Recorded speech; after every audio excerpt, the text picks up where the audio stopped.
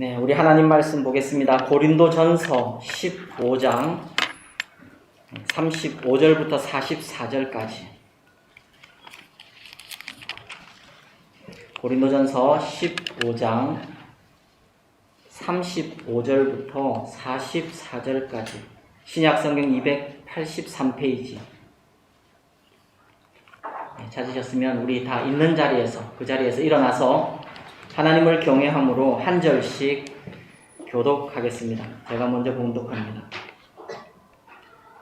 누가 묻기를 죽은 자들이 어떻게 다시 살아나며 어떠한 몸으로 오느냐 하리니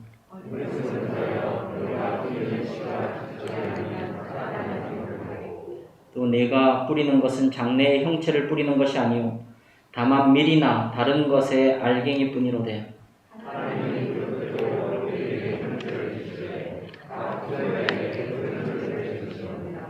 육체는 다 같은 육체가 아니니 하나는 사람의 육체요 하나는 짐승의 육체요 하나는 새의 육체요 하나는 물고기의 육체라.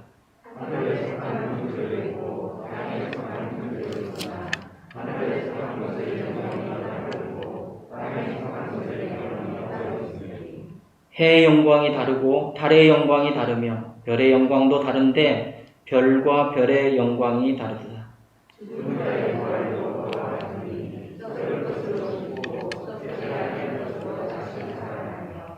욕된 것으로 심고 영광스러운 것으로 다시 살아나며 약한 것으로 심고 강한 것으로 다시 살아나며 육의 몸으로 심고 신령한 몸으로 다시 살아나니 육의 몸이 있은즉 또 영의 몸도 있느니라. 아멘. 하나님 말씀입니다. 자리에 앉겠습니다.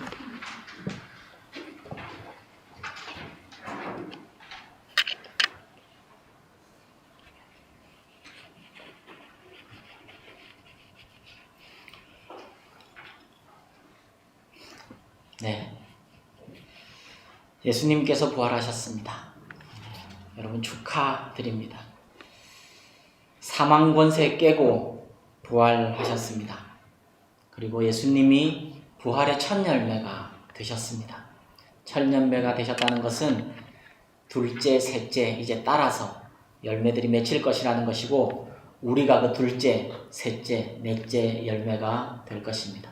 우리도 부활하게 될 것이라는 주님의 약속입니다. 오늘은 그러면 어떤 모습으로 부활할까 하는 것에 대해서 성경을 따라서 좀 우리가 상고해보고 그것이 주는 의미에 대해서 생각해 보려 합니다.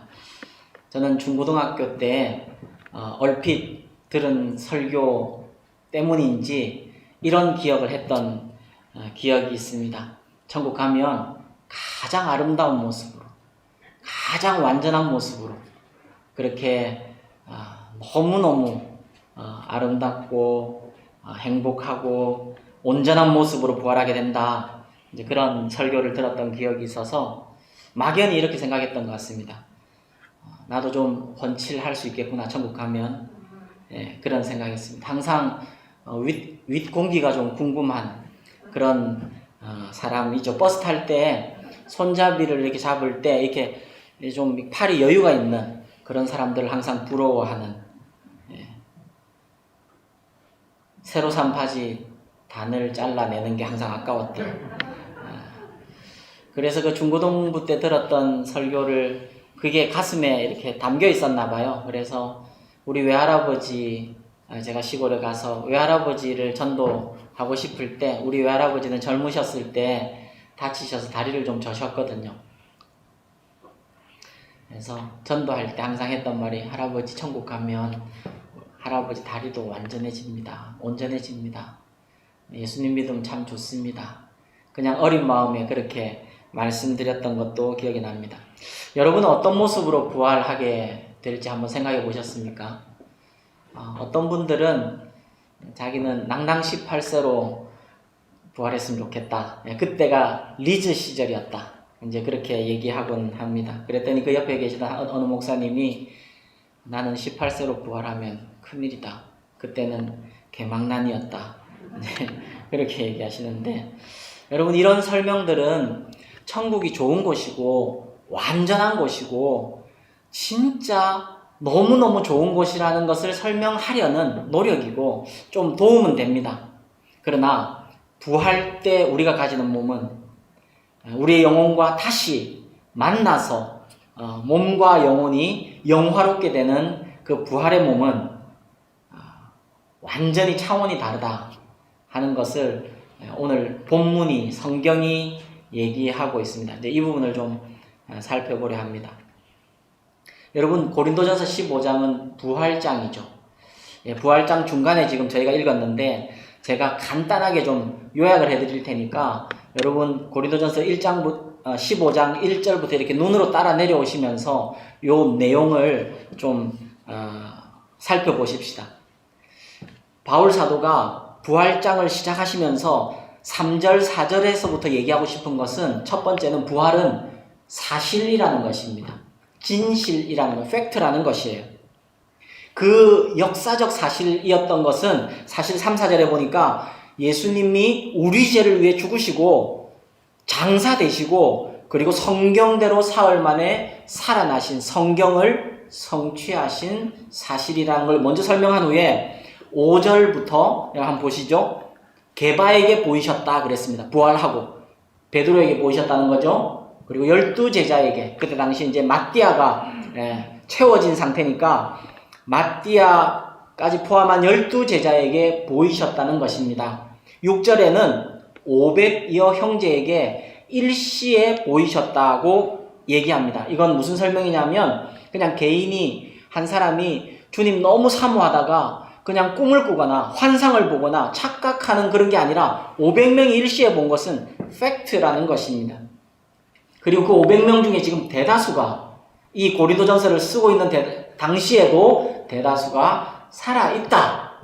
사실이라는 것입니다. 7절에 그리고 야고보에게 보였고 모든 사도에게 보이셨다. 여기서 말하는 야고보는 예수님의 동생 야고보를 얘기하시는 것입니다. 그리고 8절에 맨 나중에는 만삭되어 나지 못한 자 같은 나에게도 주님이 부활을 보이셨다. 이렇게 얘기합니다. 그러니까 예수님의 부활이 사실이라는 것입니다. 증인들이 있다는 것입니다. 그 증인의 대다수는 지금도 살아있다는 것입니다. 그리고 12절부터 34절까지 오늘 본문 전까지는 요약드리자면 이것입니다. 예수님이 부활하셨으니 우리도 부활할 것이라는 것입니다. 부활이 없다고 얘기하는 사람들이 있는데 너무너무 허망한 사람들이라는 거예요. 부활이 없다고 얘기하는 사람들은 예수님이 부활하지 않으셨다고 얘기하는 것과 똑같다는 거예요. 근데 예수님이 부활하신 게 사실이라면 우리도 부활할 것이라는 거예요. 만일 죽은 자의 부활이 없다면 예수님이 다시 살아나지 못하셨을 것이다. 일부러 반복을 많이 해요. 그래서 예수님이 부활하지 않으셨다면 지금 너희가 믿고 있는 믿음 헛것이고 우리는 사기꾼, 거짓 증인으로 드러나게 될 것이다. 는 것이에요. 그리고 19절이요. 만일 부활이란 게 없는 것이라면 그러니까 바울 사도의 이 증언은 이것입니다. 부활이라는 걸 하나님이 원래 주신 것입니다. 예수님이 첫 열매가 되신 거예요. 그리고 이제 우리는 부활이 있을 거예요. 근데 만일 부활이라는 것이 없고 이 세상의 삶뿐이라면 여러분 잘 아는 말씀 거기 있습니다. 모든 사람 가운데 우리가 가장 불쌍한 사람일 것이다. 그렇지 않겠습니까? 근데 20절이요. 여러분 20절 한번 보시죠. 같이 한번 읽어보겠습니다. 그러나 이제 그리스도께서 죽은 자 가운데서 다시 살아나사 잠자는 자들의 첫 열매가 되셨도다. 그걸 34절까지 계속 설명합니다. 우리도 부활할 거다. 우리도 부활할 거다. 그러니까 35절부터 이제 바울 사도가 이런 질문을 하는 거예요. 그러면 우리 어떤 몸으로 부활한다는 거냐? 라고 질문한 사람들이 있겠지. 그건 이런 거야. 하고 이제 설명을 해주는 거예요. 35절부터 제가 또 다시 한번 읽어드릴게요. 누가 묻기를 죽은 자들이 어떻게 살아나며 어떠한 몸으로 오느냐 하리니 어리석은 자여. 이렇게 설명하는 거예요. 그러니까 좀 네거티브한 질문인 뉘앙스가 나죠. 죽은 자들이 어떻게 살아나냐? 그러니까 안 된다는 거예요. 그 살아난다고 치자. 그러면 어떤 몸으로 살아나냐? 이렇게 질문하는 사람이 있는데 참 어리석은 거다.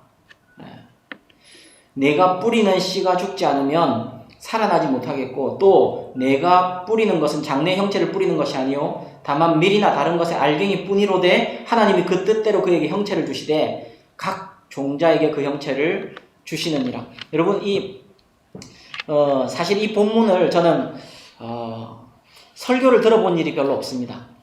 그러니까 무슨 말인지, 무슨 얘기를 하고 싶은지 사실 읽어보면 그렇게 클리어하게 이해가 되지 않았었죠. 예전부터 그랬었어요. 근데 또 생각해보니까 그렇게 어렵진 않아요. 이게 무슨 말이냐면, 여러분, 어떤 씨가 있잖아요. 예. 제가 예전교회에서 사과 씨를 부활절 아침에 보여드린 적이 있습니다. 예. 사과 씨를 보면 여러분, 사실 그 사과 씨 하나만 봐도 이건 창조 우연히 만들어진 진화의 결과라고 보기가 어렵습니다. 여러분, 사과 씨하고 배 씨하고 나누면 여러분 구별하실 수 있겠어요? 한번 애써 보셨어요? 그래도 구별이 좀 됩니다. 그런데 어쨌든 우리가 이름은 알지만 전혀 안 본 씨들을 여러분 생각해 보십시오. 근데 그 씨 안에는 그 나무의 생명이 들어있습니다. 사과 씨가 조그만 거 안에 사과의 생명이 들어있어요. 근데 그 사과의 생명이 어떻게 나타나느냐? 씨가 땅에 떨어져 죽고 썩어야 사과 씨가 나온다는 거예요. 근데 여러분, 사과를 한 번도 못 봤고 사과 씨를 한 번도 못 본 사람이 우리 중에 혹시 있다고 치십시다. 그 사람에게 사과 씨를 보여주면서 요거 나중에 커서 사과 된다, 이렇게 얘기하면 그게 상상이 되겠냐는 말씀을 지금 이렇게 몇 절로 표현하는 거예요. 그러니까 우리는 부활할 때 지금 이 땅에 있는 이 씨는 장래의 형체를 심는 게 아니라는 거예요. 그냥 씨앗 같은 알갱이를 심는 거라는 거예요. 근데 그 씨앗 안에 그 생명이 있어서 사과가 된다는 것이. 예, 조금만 더 설명하면 더 이해가 되실 겁니다. 그러니까 우리의 몸은 씨와 같다는 거예요. 우리의 육체도 씨앗같이 땅에 묻혀서 썩어졌다가 다시 부활하게 되는데 그건 지금 몸 봐서는 모른다는 거예요. 이해되세요? 오늘은 좀 이해를 먼저 좀 하셔야 됩니다. 그래서 뭐라고 37절에 얘기하고 있어요? 우리가 장래의 형체를 뿌리는 게 아니다. 농사도 그렇지 않냐. 우리의 몸도 그렇다. 지금 우리의 몸 보고는 상상할 수 없다 하고 이렇게 말씀하시고 나서는 39절부터는 또 이런 얘기를 하십니다. 육체는 다 같은 육체가 아니다. 사람의 육체도 있고 짐승의 육체도 있고 새의 육체도 있고 물고기의 육체도 있다. 하늘에 속한 형체도 있고 땅에 속한 형체도 있으니 하늘에 속한 것의 영광이 따로 있고 땅에 속한 것의 영광이 따로 있다. 이제 여기까지 읽으면 또 무슨 말인지 잘 모르겠어요. 근데 이건 이런 뜻입니다. 몸이라는 것이 환경에 맞게 알맞게 살도록 몸이 지어진 것 아니냐. 사람은 사람의 몸이 있는 거고 우리는 아가미가 없어요. 그죠? 그래서 물 안에 살 수가 없어요. 우리는 새가 아니라서 날아다닐 수가 없어요. 새는 새의 육체를 갖고 있는 거예요. 하늘에 맞게 알맞게 육체가 하나님 창조하신 거예요. 물고기는 물에 살게 맞게 창조하신 거예요. 그러니까 죽음 후 부활 때는 그 환경에 맞게 부활하는 것이라는 거예요. 천국에서 어떤 영광스러운 몸이 될지, 얼마나 영광스러운 몸이 될지는 지금 우리의 몸 봐서는 모르고 우리의 지성으로는 상상이 안 되는 것이다. 이렇게 얘기하는 거예요. 그러니까 이건 달리 말하면 무슨 말이에요? 천국에서는 천국에 꼭 알맞는 몸으로 부활하게 될 것이라는 거예요. 반대로 지옥에서도 지옥에 꼭 알맞는 몸으로 부활합니다. 여러분, 만약에 지금 몸 같으면 우리 불가마에만 들어가도 너무 좋은 분들도 물론 계시지만 너무너무 답답하고 뜨겁고 힘든 분들도 계시잖아요. 근데 지옥은 어쨌든 뜨거운 곳이라 하니까 적어도 그것보다는 더 뜨겁지 않겠습니까? 그럼 몸이 만약에 우리가 타버리면 지옥의 고통을 우리가 계속 지옥도 영원히 죽지 않는 곳이거든요. 그러니까 영원히 사는 것을 영생이라 부르지 않습니다. 영생은 영원히 사는데 너무너무 행복하고 너무너무 생명이 충만하고 하나님과의 관계가 완전한 곳에서 영원히 사는 걸 영생이라 그러지, 그냥 오래 산다고 영생이라 부르지 않아요. 지옥에서도 죽지 못합니다. 그런데 부활의 몸은 어떻게 되느냐? 천국에 꼭 알맞은 몸이 되고 지옥에서도 꼭 알맞은 몸으로 부활한다 하는 것이 이 사도 바울의 고백입니다. 그리고 42절부터는 또 이렇게 설명하죠. 죽은 자의 부활도 그와 같으니 썩을 것으로 심고 썩지 아니할 것으로 다시 살아나며 욕된 것으로 심고 영광스러운 것으로 다시 살아나며 약한 것으로 심고 강한 것으로 다시 살아나며 육의 몸으로 심고 신령한 몸으로 다시 살아나니 육의 몸이 있은즉 또 영의 몸도 있느니라. 다시 이제 썸머리를 해서 이렇게 얘기하는 거예요. 지금은 육신의 몸이고 지금은 썩어지는 몸이고 욕된 것이고 약한 것이지만 부활의 몸은 영의 몸이고, 영 아니에요. 영의 몸이에요. 영의 몸이고 영광스러운 몸이고 썩지 아니하는 몸이고 강한 몸이고 신령한 몸으로 부활하게 될 것이다. 근데 이 땅에서는 상상은 잘 안 된다는 것이.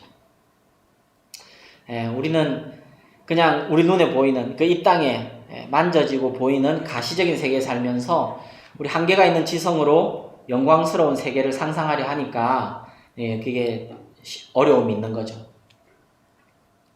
근데 여러분 이렇게까지만 얘기하면 그냥 그 정도구나 하는데, 사실은 우리가 어떤 몸으로 부활할지 힌트가 있습니다. 성경에.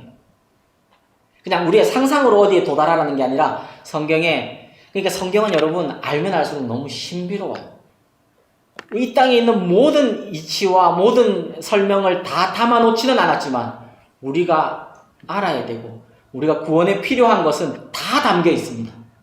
너무너무 신기해요. 여러분 그 힌트가 뭘까요? 우리가 어떤 몸으로 부활할지에 대한 힌트가 뭘까요?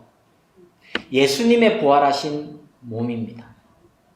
여러분 성경을 좀 더 정직하고 치열하게 읽으셨다면 성경을 읽으면서 좀 이해가 안 되는 부분들은 항상 나오게 되어 있습니다. 이건 의심을 위해 의심하는 게 아니라 진리를 알기 위해 의심하는 것은 성경은 항상 권장합니다.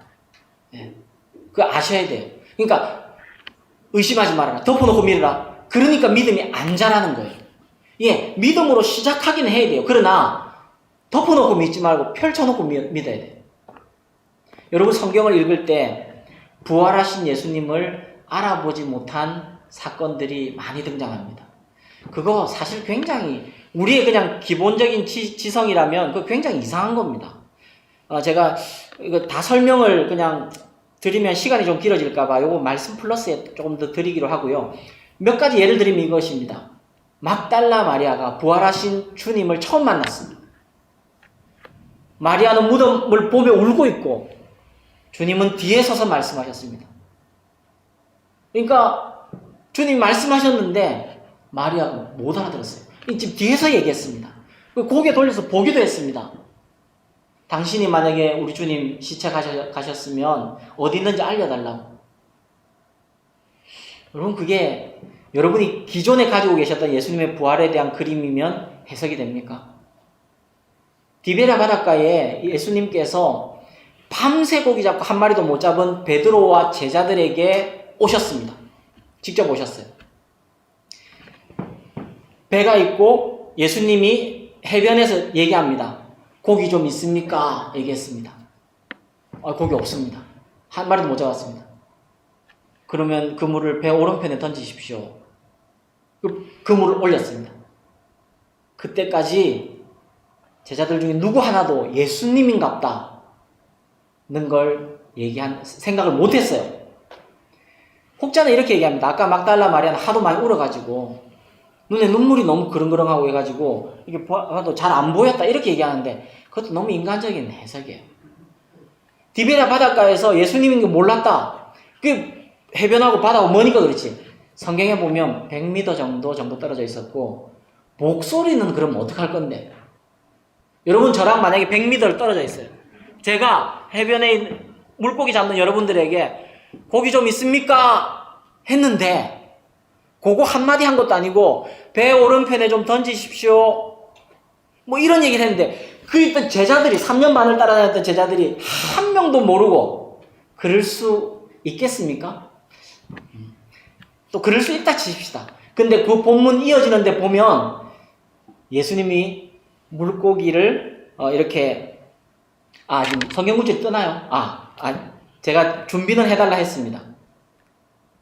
새벽이고 어두워서 거리가 멀어서 그랬다고 치더라도 12절에 이어지는 요한복음 21장 12절에 이어지는 말씀 보면 주님이신 줄 아는 고로 당신이 누구냐 감히 묻는 자가 없더라. 이게 예수님인지 아는 사람이 할 얘기입니까 이게? 예수님인지 알면 예수님이라 부르면 되지. 근데 감히 누구냐 묻는 자가 없더라. 그러니까 예수님인 것 같은데 예수님이 아닌 것 같기도 한 그런 상황을 지금 얘기하는 거잖아요.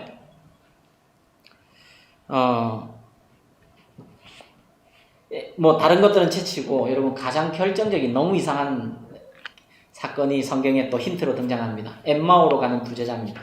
엠마오로 가는 두 제자는 제자들이 이렇게 올라가는데 누가 이렇게 옆에서 같이 행인으로 끼어들었습니다. 그분이 예수님이었죠.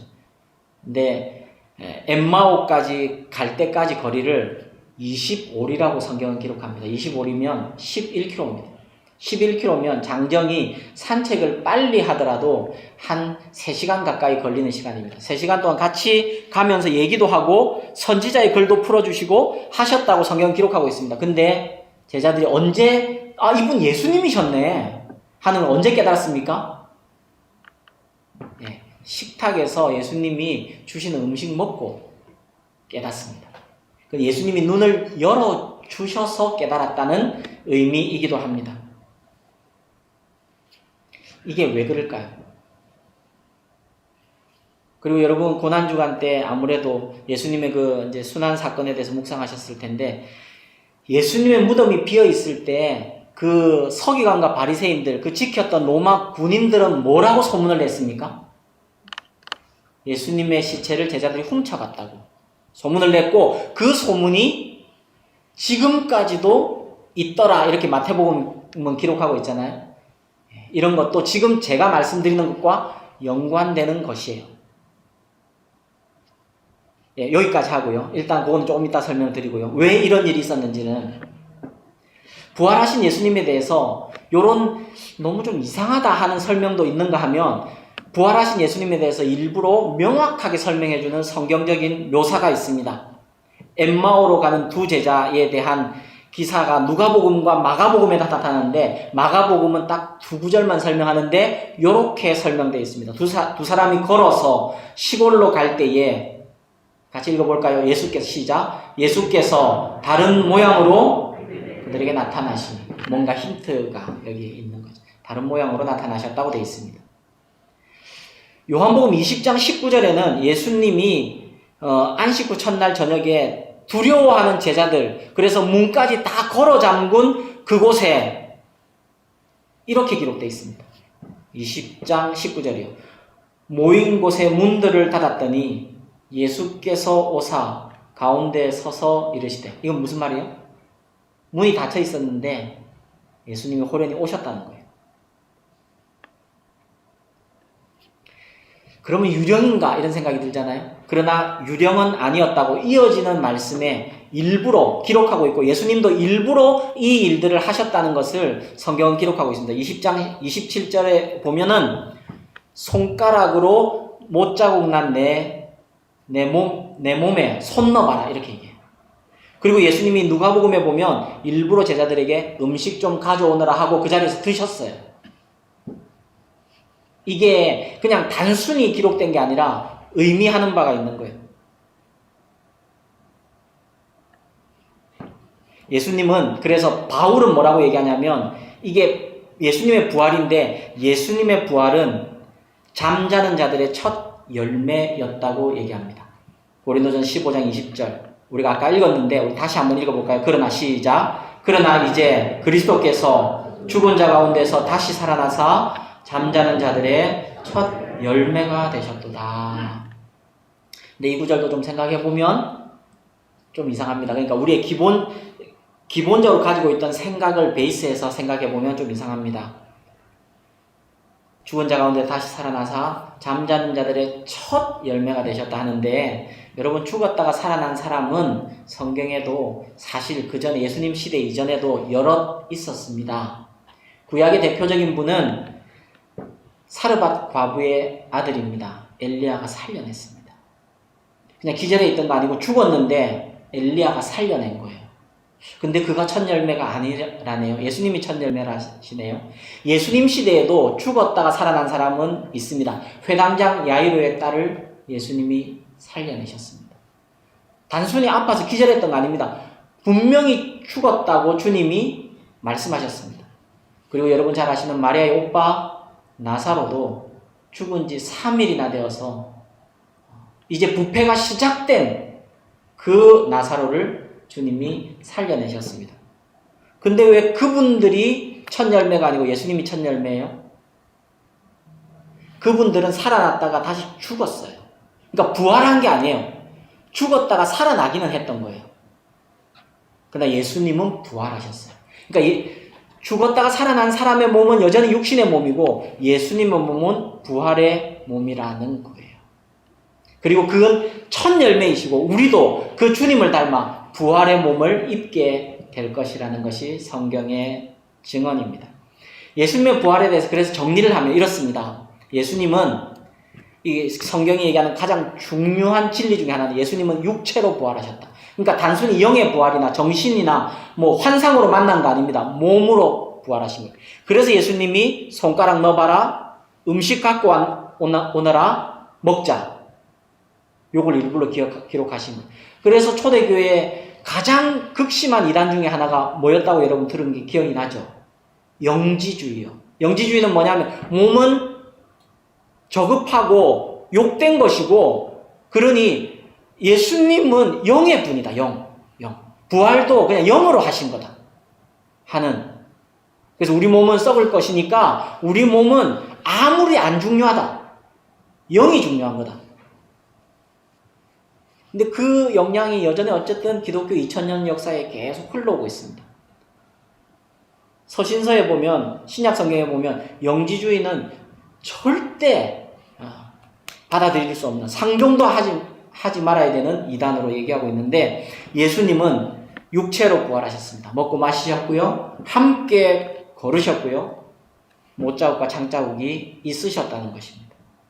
그러나 둘째, 예수님의 모습은 이전 모습이었으나 또한 이전과는 뭔가 다른 영광스러운 몸이었다는 거예요. 시공간을 초월하는, 할 수 있는. 여러분, 그래서 웨스트민스터 신앙 고백서 제가 좀 가져왔는데요.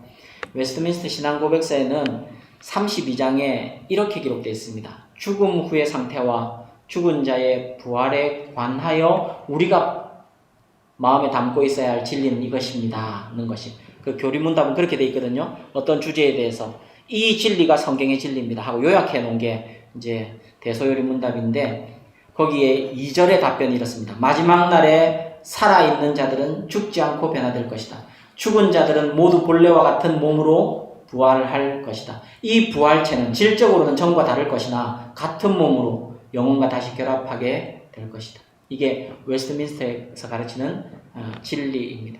여러분, 그래서 이거는 기억해야 돼요. 이거는. 그러니까 어떻게 해요? 그 부활체는 질적으로는 전과 다를 것이나 같은 몸으로 부활할 것이다.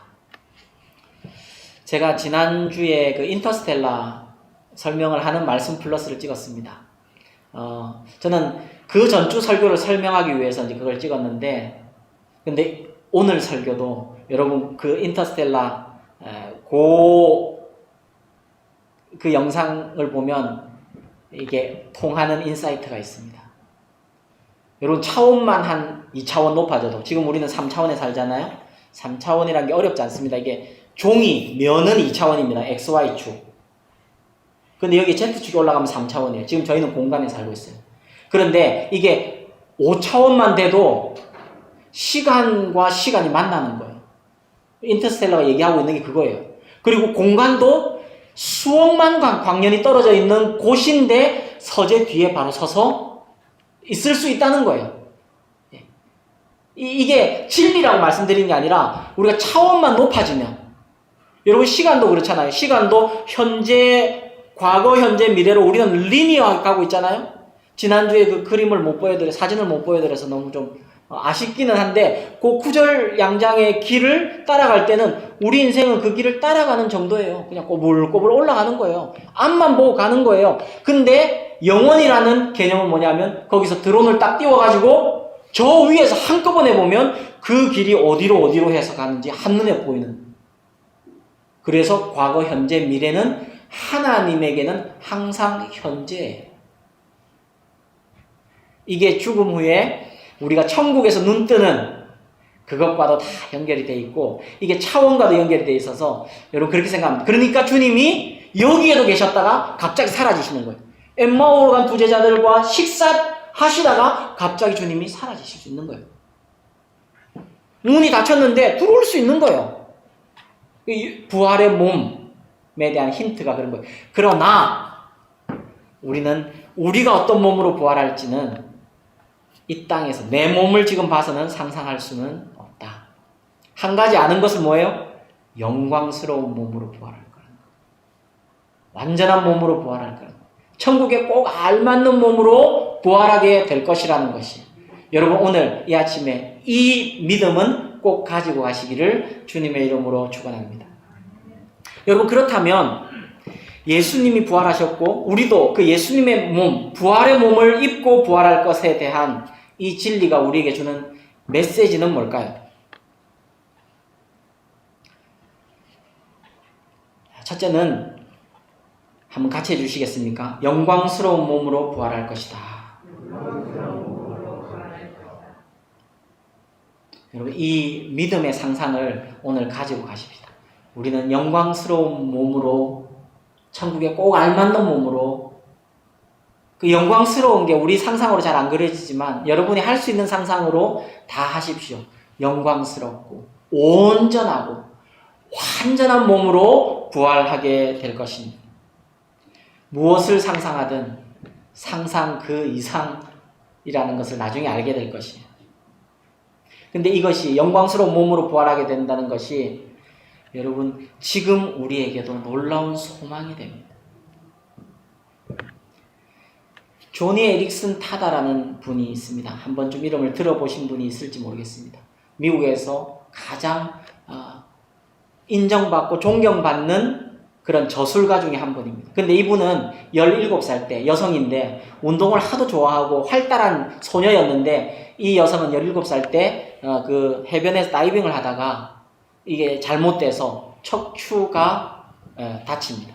그래서 전신마비에 걸려요.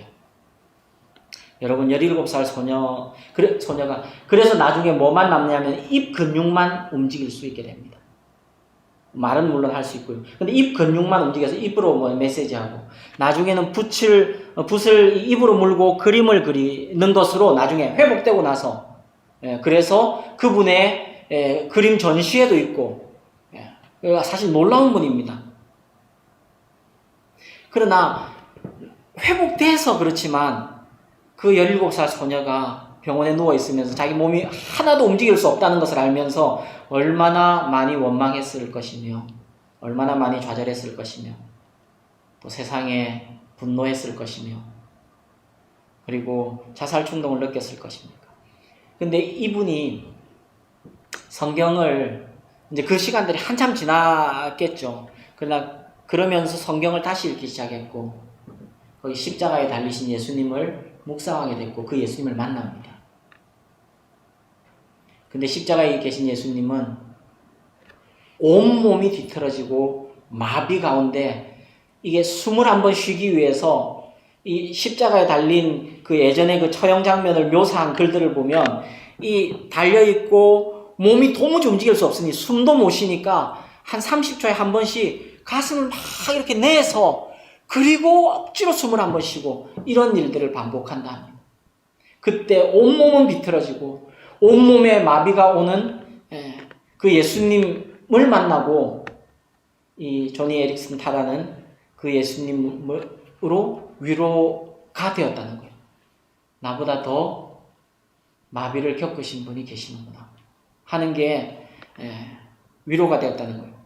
근데 거기에 그치지 않고 이분은 이제 부활의 복음을 알게 된 거죠. 그리고 이런 글을 씁니다. 나는 이제 미래에 대한 소망이 있습니다. 성경은 우리 몸이 하늘에서 영화롭게 된다고 말하고 있습니다. 그때는 내가 여기에서 죽은 후 내 발로 춤을 출 때가 있을 것입니다.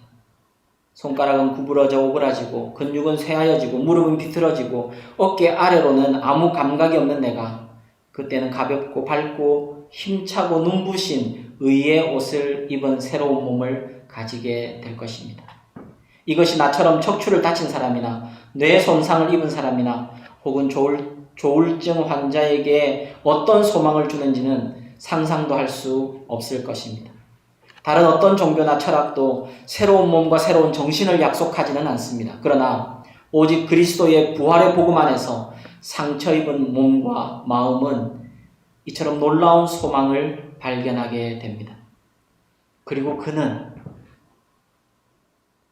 오히려 온전하지 못한 몸으로 온전하지 못한 정신을 가진 사람들을 살리는 그런 삶을 살아가고 있습니다. 여러분, 우리 모두는 완전하고 영광스러운 몸을 입게 될 것입니다. 완전히 치유될 것입니다. 우리의 몸도 우리의 정신도 완전히 치유될 것입니다. 우리 조금만 더 인내하십시다. 그날을 소망하십시다. 믿음으로 취하십시오. 이 일이 내게 있게 될 것이다. 그때까지 우리는 이 땅에서 이 연약한 육체를 가지고 사니 한계 많은 몸과 마음이니 우리 서로 아껴주고 좀 더 보듬어주며 그렇게 이 땅을 갈 수 있도록 하십시다. 예수님이 부활하셨고 우리도 부활할 것이라는 진리가 주는 메시지 두 번째는 영원을 바라보며 사는 지혜가 필요하다는 것입니다. 이건 지난주 설교와 이어지는 부분이어서 그냥 간단하게만 좀 설명드릴까 합니다. 지난주에도 말씀드렸지만 여러분, 우리가 부활할 것입니다. 이 땅의 삶이 끝이 아닙니다. 이 땅만을 위해 사는 어리석음을 범하지 말아야 합니다. 우리는 영혼을 잇대어 사는 지혜가 필요합니다. 그래서 여러분, 부활장의 결론이 뭔지 아십니까? 이 사도 바울이 이 부활장을 이렇게 길게 쓰시면서 부활장의 결론, 예수님이 부활하셨다, 우리도 부활할 거다, 영광스러운 몸으로 부활할 거다, 그러므로 이렇게 얘기합니다. 고린도전 15장 58절. 이게 뒤에 나옵니까? 네, 나오네요. 우리 같이 한번 읽어보겠습니다. 그러므로 시작. 그러므로 내 사랑하는 형제들아, 견실하며 흔들리지 말고 항상 주의 일에 더욱 힘쓰는 자들이 되라. 이는 너희 수고가 주 안에서 헛되지 않은 줄 알미라. 아멘. 그러므로 형제들아, 그러므로 무슨 말이에요? 예수님 부활하셨고 우리도 부활할 것이므로, 그러므로 형제들아, 견고하며 흔들리지 말며 항상 주의 일에 힘쓰는 자들이 되라. 이게 헛것으로 사라지지 않는다는 거예요. 쌓인다는 거예요. 이 믿음을 가지고 살아야 한다는 것이, 영원한 것에 투자하는 믿음의 눈이 필요한 것이, 하나님께서 헤아리시는 삶을 살아 놓아야 합니다. 천국 갔더니 아무것도 남은 게 없어요. 큰일입니다. 교회는 일평생 다녔는데 여러분, 믿음으로 해놓은 게 없으면 아무것도 쌓인 게 없어요. 여러분이 시간 들인 것도 돈 들인 것도 믿음 안에서 된 것이 없으면 쌓인 게 아무것도 남지 않아요. 정말로 다 불타버리고 말 것이에요. 하나님께 드릴 열매가 있어야 합니다. 영혼 구원의 열매, 봉사의 열매, 순종의 열매들을 위해 믿음으로 수고하시기를 주님의 이름으로 축복합니다. 하나님께서 기뻐하시는 삶을 위해 시간을 쓰고 돈을 쓰는 은혜가 있기를 축복합니다. 여러분, 그렇다고 교회 일만 해야 한다고 말씀드리는 것은 아닙니다. 이건 또 좀 더 넓은 영역이니까 자세히 얘기는 못 드리지만, 주의 일에 더욱 힘쓰는 자가 되라고 말씀드렸다 해서 모두 직장 그만두고 지금부터 신학교 가고 목사님 되고 선교사님 되라고 말씀드리는 것이 아닙니다. 그건 성경적이지도 않고 주님이 원하시는 거 아닙니다. 예, 물론 목사의 영광과 선교사의 영광은 있을 것입니다. 천국에서 얼마나 어떻게 갚아주실지, 우리의 인생을 드린 그것에 대한 하나님의 평가가 어떨 것인지, 그 모르는 세계가 있기는 있을 것입니다. 그러나 여러분, 하나님은 공평하십니다. 목사로 부르셨다고 그 자체로 상이 다르고 선교사님으로 부르셨다고 그 상이 다른 게 아니라 우리는 모두, 그래서 저는 김동원 목사님의 메시지를 참 귀하게 생각합니다. 한번 따라해 주시겠습니다. 우리는 모두 성직자입니다. 여러분, 우리는 모두 성직자입니다. 가정에서 성직자입니다. 직장에서 성직자입니다. 그리스도인은 모두 성직자입니다. 그러니까 우리가 어떤 직업을 가지고 있는가에 대해서 하나님의 상이 달라지는 게 아니라, 여러분이 그 자리에서 어떤 믿음으로 서 있는지, 어떤 순종으로 서 있는지, 그것을 따라 상급이 달라진다는 것입니다. 제 대학 청년부 때 우리를 담당하셨던 이영건 목사님이란 분이 계십니다. 이후에 러시아 선교사님으로 가셨다가 지금은 부천으로 돌아오셔서 마지막 목회를 하고 계십니다. 제게 은사가 여러 분 계셨지만 이영건 목사님도 참 잊을 수 없는 하나님의 사람이십니다. 근데 이분이 우리 대학 청년부를 처음 맡아서 거의 첫 주로 기억하는데, 설교하시면서 이렇게 말씀하셨습니다. 여러분도 이 말씀을 꼭 좀 기억하십시오. 청년들을 앉혀놓고 이렇게 얘기합니다. 내가 목사라고 해서, 내가 목사라는 이유만으로 천국에서 너희보다 상 더 많이 받지는 않을 것이다. 전 그때 당시 이런 메시지를 처음 들었습니다. 목사님이면 단순히 인생을 하나님께 드린 것이고, 그러니 그 헌신 자체가 레벨이 다르지 않을까. 그런 부분이 있을지도 모릅니다. 그건 천국 가봐야 됩니다. 근데 목사님의 말씀은 이겁니다. 목사라는 직업으로 인해서 너희와 하나님께서 나를 구별하지는 않으실 것이다. 나는 내가 서 있는 곳에서 하나님 앞에, 사람 앞에 어떻게 살았는지를 주님이 달아보시고, 너희는 너희가 서 있는 곳에서 하나님께서 어떻게 사는지 달아볼 것이니, 너희는 너희가 서 있는 곳에서 하나님의 사람이 되어야 한다. 여러분 서 있는 곳에서 하나님의 젓가락이 무엇인지, 하나님의 젓가락이 어디를 자주 향하고 있는지 분별해 내셔서 거기에 투자하는 삶이 되기를 바랍니다.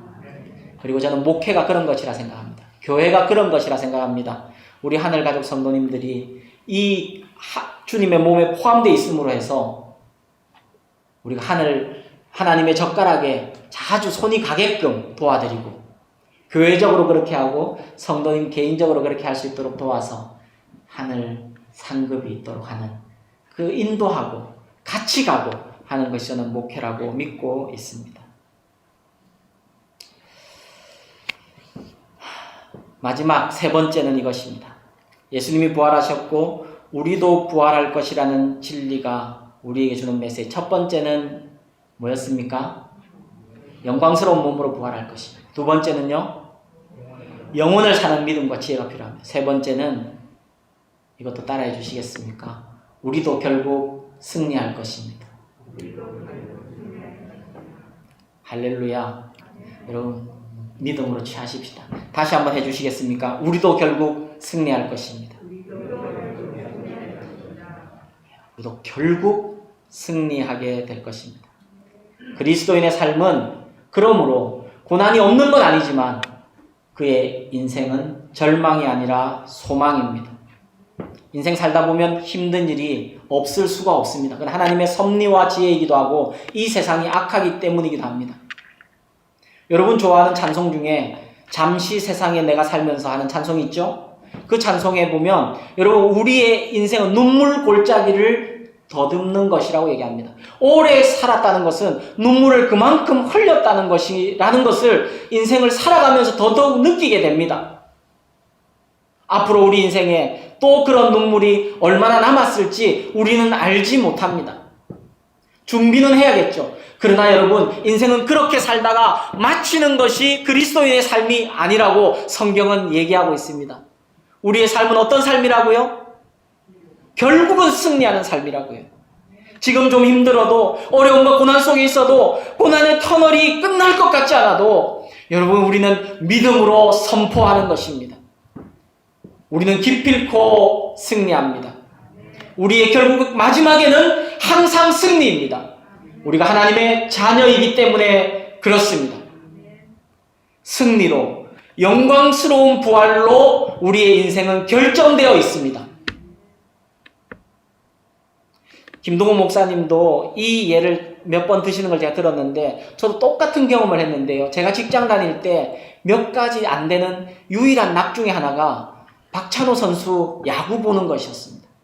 박찬호 선수 야구는 LA 지역에서 했기 때문에 이 직장, 그때는 인터넷도 발달이 안 됐던 시대고 하니까 집에서 나가기 전에 그날 박찬호 선수 야구가 있으면 예약을 해놓고 TV 외전에 예약하고 녹화하는 그런 게 있었잖아요. 그걸 해놓고 갑니다.